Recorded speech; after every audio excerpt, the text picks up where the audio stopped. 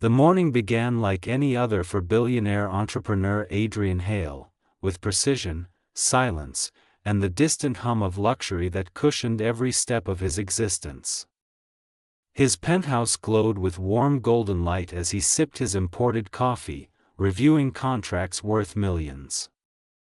He had everything a man could dream of: power, wealth, influence, admiration, yet none of it filled the quiet emptiness that drifted inside him. But that day, something felt off. His house felt too quiet. Hard even a little. Please don't forget to like, comment, share, and subscribe. Your engagement keeps these real feeling stories alive. Before we end, tell us in the comments, what would you have done? His maid, Maria, was never late. For 3 years, she had arrived at 6:30 a.m. sharp, her little boy Liam sometimes trailing behind her with sleepy eyes and shy smiles. Adrian didn't say it aloud, but he had grown used to that small, innocent presence in his home. Adrian Hale was known as the kind of man whose name stirred respect wherever it was spoken. With a real estate empire that spanned continents and a reputation built on precision, he was a man whose world ran like an impeccably oiled machine. So when his maid, Maria, didn't show up that morning, it felt like a tiny grain of sand thrown into his perfect gears. He didn't realize then, it was the beginning of a storm. Maria had worked for him for 3 years. Always punctual. Always quiet. Always humble. She was the only person in his mansion who didn't tiptoe around him. She simply did her job, thanked him sincerely, and left. Her little son, Liam, was 6, a small boy with wild curls and big brown eyes who always carried a worn-out toy car in his pocket. Adrian didn't understand why he noticed these things, but he did. By noon, he had called her phone 5 times. No answer. By evening, he had checked every hospital near the city. Nothing. Something inside him, something he thought had died years ago, wouldn't let him sleep that night. So he drove, not with bodyguards. Not in one of his sleek luxury cars. He took his old Jeep, the one he used before he became Adrian Hale, billionaire. He drove until the city lights burned out behind him and poverty crept in like a ghost. Abandoned warehouses, broken streetlights, stray dogs roaming for scraps. He wasn't sure what he was looking for, but something guided him deeper. Then he saw movement near a massive garbage dump. Children sometimes picked metal scraps there. It wasn't unusual, but then he heard a faint cough. A familiar cough. He froze. He stopped the car, climbed out silently, and stepped closer. There, behind a stack of broken crates and trash bags, were 2 figures curled together: Maria and her little boy. Her clothes were torn, her hair messy, her face bruised. Liam was wrapped in her arms, trembling from the cold. Adrian's breath caught in his throat. "Maria?"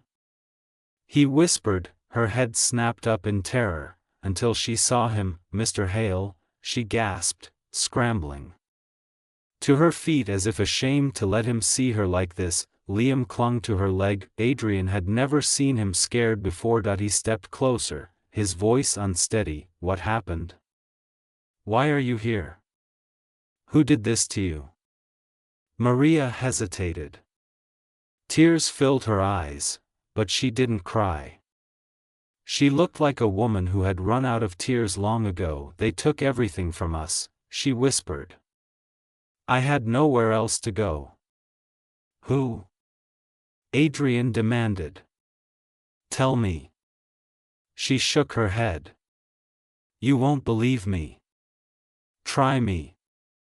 She looked at him then, really looked, and something in her expression broke him. "It was your brother," she finally said. Adrian felt the world tilt. "My brother?" he repeated, his voice nearly cracking. "Daniel?" She nodded. "Daniel Hale, the charming, charismatic younger brother adored by society, the golden boy, the investor, the man everyone loved." Adrian felt cold. Maria explained with trembling breaths. Daniel had approached her 3 months ago, pretending to be kind.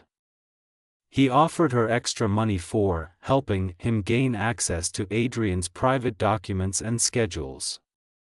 She refused every time, until one day, he threatened her. He threatened to get her fired, blacklisted, deported, torn away from her son. Still, she refused. Then came the night she could never forget. Daniel stormed into her tiny rented room with 2 men. He ransacked everything, destroyed her belongings, stole her savings, and warned her that if she spoke a word, Liam would disappear.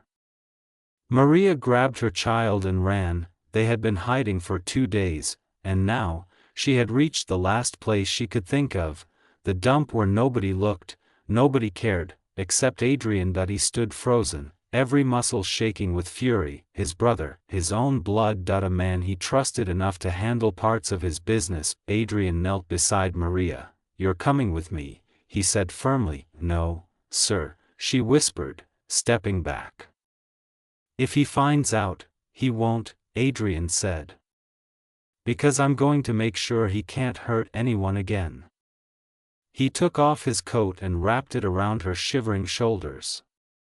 Then he lifted Liam, light as a feather, weak from hunger, and carried him into the jeep. When they reached his mansion, the staff gasped.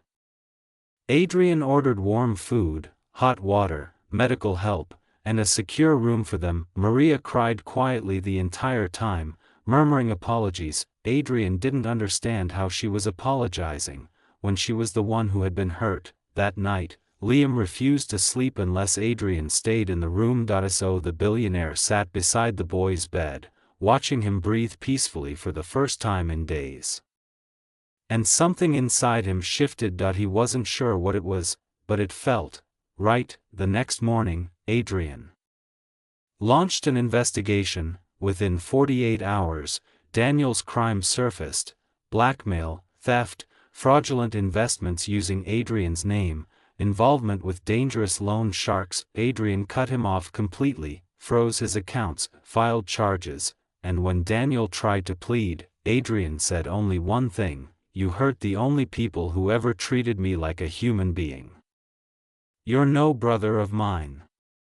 Maria tried to resign after that, but Adrian refused. "Stay," he told her softly. "Not as my maid. As someone I trust. Someone I want to help." Her eyes widened. "But why?" Adrian didn't know how to explain the warmth he felt when Liam hugged him, or the calm he felt when Maria smiled with relief, or the way his empty mansion suddenly felt like a home. So he simply said, "Because family shouldn't be abandoned." Weeks passed, Maria healed, Liam regained his laughter, and Adrian found himself looking forward to coming home, something he had never felt in all his years of wealth. One evening, as the sun dipped behind the city skyline, painting the world in gold, Maria stood beside him on the balcony. "You saved us," she whispered. Adrian looked at her gently. "You saved me too." And in that quiet moment, with her son playing in the garden below, Adrian realized something. Sometimes the family you find is more precious than the one you're born into. Sometimes love doesn't arrive with fireworks. It arrives softly, in the form of a tired maid and her brave little boy, hiding in the shadows, waiting for someone to care. And Adrian, he cared more than he ever expected, and that changed everything.